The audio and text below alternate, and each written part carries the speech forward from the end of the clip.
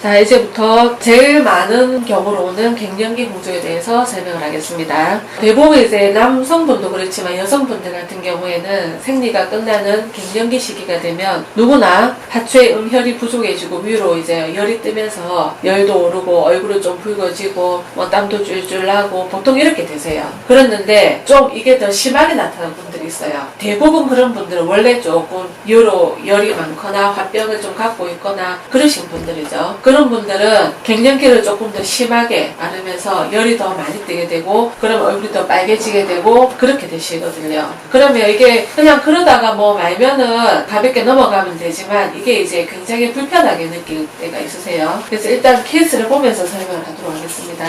이분은 이제 50대 후반 여자분이신데 젊었을 때 여드름 때문에 스테로이드 연고를 좀 사용을 하셨던 분이세요. 그래서 약간의 혈관 확장을 조금 갖고 있었던 분이죠. 근데 이제 크게 불편함이 없으시다가 30대 넘어가면서부터 이제 얼굴이 딴 사람보다 조금씩 더 붉어지기 시작을 하셨어요. 그런데 이제 이게 갱년기가 되다 보니까 더 심해진 거죠. 원래 열이 오르다 보니까 더 심하게 얼굴이 빨개지게 되고 그래서 이제 이것 때문에 레이저 치료도 많이 받으시고 하시다가 이제 오셨거든요. 그래서 이분 같은 경우에는 피부 치료도 하고 약도 드시고 그 다음에 혈관 수축하는 치료도 하고 하면서 이제 치료를 한 경우고요. 이게 석 달 정도 지나고 나서 사시는 것 같네요. 그래서 이제 이분 같은 경우에는 특히 요 볼 쪽에 홍조가 좀 많이 심했었어요. 요 부분에 혈관 확장이 많이 심했었는데 그게 이제 치료를 한 케이스고요. 그 다음에 요 다른 분을 보겠습니다.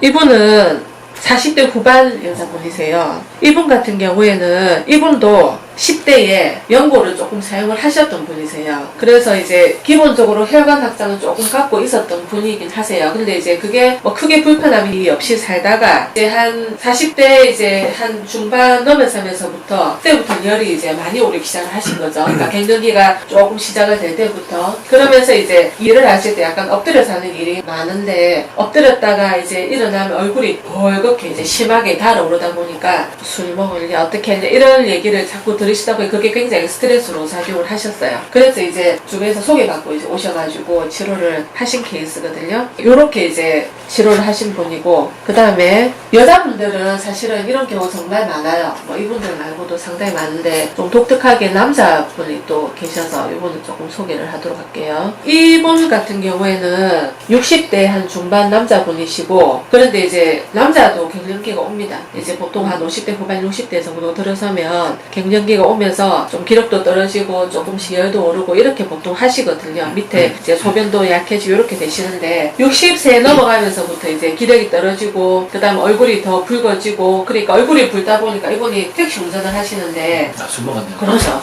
술 마셨냐 이렇게 굉장히 이제 타겟 큰 거죠 충격이. 그다음 이런 말을 자꾸 듣다 보니 이게 자꾸 신경이 쓰이신 거예요. 그리고 이제 이분은 열이 오르면서 원래 조금 손발이 차긴 차셨지만 사실 남자분은 손발 찬 케이스가 사실은 크게 없거든요. 근데 이분은 이제 손발이 더 차게 되신 거죠. 열이 쏠리면서 손발이 엄청 차게 되셨어요. 이건 이제 체열 검사해 놓은 건데 요 색이 온도가 제일 높은 거고요. 요렇게 내려가서 이 색깔이 온도가 제일 낮은 겁니다. 근데 보면 처음 오셨을 때는 정말 얼굴로만 열이 확 쏠리고 손발은 많이 찼습니다. 그래서 사람들이 이제 이게 악수를 한다거나 아니면 이제 뭐 돈 줄 때 받을 때 손이 너무 차니까 이제 계속 그것 때문에도 스트레스를 많이 받으셨던 분이죠. 그래서 이분은 피부 치료는 안 하셨고 얼굴은 뭐 저희는 남자분이다 보니까 괜찮다. 나는 열만 내라도 해서 이제 열만 조절하신 분이거든요. 그래서 이제 치료를 해서 많이 좋아졌어요. 그리고 이제 손도 많이 따뜻해지고 하다 보니까 굉장히 좋아하셨거든요. 그래서 이분은 이제 그때 홍조로 방송할 때 나와서 이제 또 인터뷰도 해주시고 그렇게 하셨던 분이세요.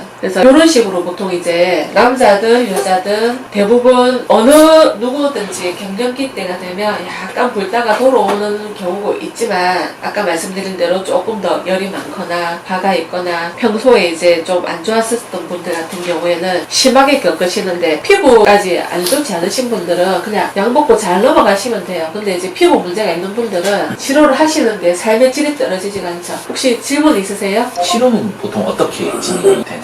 보통 이제 체열을 조절하는 치료는 한약 먹고, 그 다음에 이제 좀 위로 압이나 이게 많이 쏠리신 분들은 혀 밑에 정맥에 사혈을 하는 이제 금진 오객 시술이 있어요. 그걸 하면 열이 떨어지는 속도가 좀 빠르거든요. 근데 물론 이제 다 할 수 있는 건 아니에요. 그게 이제 좀 이제 허열이 뜨고 몸이 약하신 분들은 조금 하시기 어려워서 그런 분들이 이제 안 하거나 아니면 몸을 좀 제대로 치료를 해서 좋아지게 만든 다음에 하거나 이런 경우들도 있거든요. 그러니까 내부적인 열처리는 보통 그렇게 합니다. 근데 이제 이 내부적인 치료는 보통은 한 100일, 정말 길면 120일 정도면 거의 많이 돌아오세요. 그리고 이제 피부 치료 같은 경우에는 이제 대부분 2단계 이상의 분들은 혈관 문제도 있고, 혈관 문제가 있는 사람은 100% 다 표피 문제가 동반이 됩니다. 표피가 다 얇고 예민해져 있고 하기 때문에 표피를 정상적으로 복구시키는 치료를 먼저 해요. 그리고 난 다음에 이제 안쪽에 있는 혈관 치료로 들어가게 됩니다.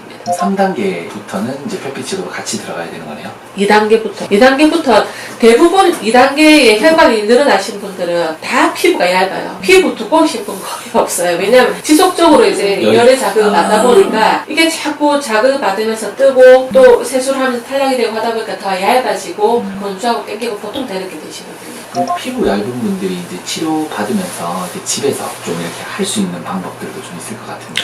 세안법이나 화장법 주의를 시키는데, 이제 초반에 이제 표피 치료를 할 때는 표피 재생을 시키는 특수한 앰플이 있어요. 그거를 이제 집에서도 사용을 하고, 표피가 재생되는 기간이 끝나고 나면 그 다음에 조금 피부에 자극이 덜 되는 화장품으로 넘어가긴 합니다만, 그것도 이제 지성이나 건성에 따라서 조금 틀리긴 해요. 근데 이제 특히 세안할 때 주의해야 될 점은, 평소에도 그러니까 물론 치료 중에는 각질이 훨씬 많이 뜹니다. 재생이 되면서. 근데 이제 평소에도 각질이 조금 떠요. 그런 분들은 세수할 때 보면 좀 약간 밀리기도 하고 좀 이렇게 눈에 보이니까 자꾸 베끼기도 하고, 어떤 분은 이제 그게 안 좋은 줄 알고 막 이렇게 각질 제거도 하고 막 보통 이렇게 하시거든요. 이 바깥에 있는 피부를 표피라고 부르는데, 이 피부의 제일 큰 역할은 피부 보호입니다. 딴 거 없어요. 피부를 보호하는 게 제일 큰 역할이에요. 근데 이제 대부분은 요새는 뽀드득 세안이라든지 각질 제거를 하면서 자꾸 얇게 만들어주게 되거든요. 근데 그러면 실제로 만지면 피부가 매끈매끈하긴 해요. 근데 피부는 건강한 상태는 아닙니다. 이게 이제 어느 정도가 있어야지 피부 안쪽을 보호해주게 됩니다. 뭐 세안제나 화장품에 사실은 안 좋은 성분 굉장히 많거든요. 걔들이 잘 들어가지가 않아요. 근데 이제 이게 얇아지게 되면 많이 들어갈 수밖에 없어요. 그러면 당연하게 트러블도 많이 생길 수밖에 없어요. 그래서 일단 그런 세안법을 많이 주의를 시키고, 특히 세안제 중에서 거품 뽀글뽀글하게 하고 이제 뽀독뽀독하게 하는 세안제일수록 사실 피부에 자극을 더 많이 줍니다. 계면활성의 성분이 덜 들어간 화장품은 오도독 세안이 되지가 않아요. 그게 해야지 피부가 이제 건강한 상태거든요. 정상적인 피부는 세안을 하고 나서도 땡김이나 건조함이 별로 없는 피부가 건강한 피부예요. 근데 이걸 갖다가 자꾸 이제 이렇게 자극을 많이 주다 보면 얇아지면서 많이 건조하게 느껴지시게 되죠.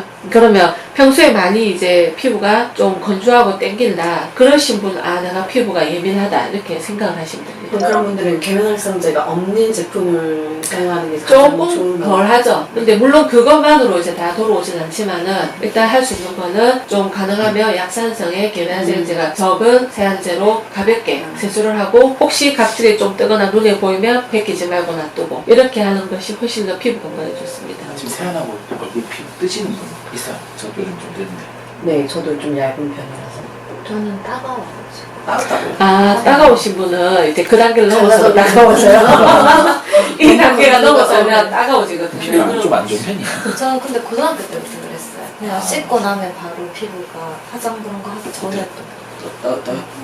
네. 대부분 요새는 피부가 건강한 사람이, 저희도 좀 안 좋거든요.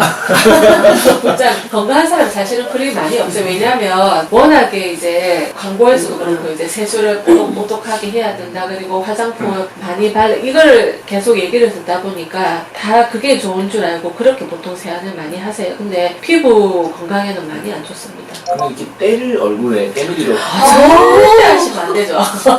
생각하면 항상 보들보들해가지고 그렇죠. 좋아했어요. 보들보들하게 느껴. 왜냐하면 이게 얇아서 놓으니까 만지기로는 이제 매끈매끈하게 만져지게 되는데, 문제는 이게 얇게 되면 안에 있는 수분이 다 날아가세요. 그러면서 이제 피부 장벽이 약해지거든요. 모공막이 없어진다는 그렇죠. 거죠. 그래서 그렇게 떼미는 거를 여기도 그렇지만 요거는 절대 안 하셔야 되고 그리고 이제 이렇게 스크럽제 똑같습니다. 보통 얼굴에 스크럽 쓰시는 분들도 있더라고요. 절대 그건 하시면 안 됩니다. 아, 그럼 이게 각질 같이 이렇게 오돌오돌하게 피부 이렇게 세안을 그냥 하다 보면 약간 매끈하지 않은 상태로 이렇게 세안을 했는데 남아있을 때가 있잖아요. 근데 그 상태로 계속 있는 게 낫다라는 말씀. 그러니까 각질이 떠서 화장품이 네. 남아있는 상태. 이게 약간 그런 느낌으로 세안을 다 했는데도 약간 까칠한 느낌으로 계속 남아있는. 이 각질이 좀 떠있는 상태죠. 네. 그래서 놔두는 게 낫다. 놔두면 돼요. 놔두면 저절로 떨어질 거 떨어집니다. 시간 지나면. 그래서 특히 치료할 때 환자들한테 그 얘기를 많이 하죠. 절대로 밀지 말고 내버려 두시라.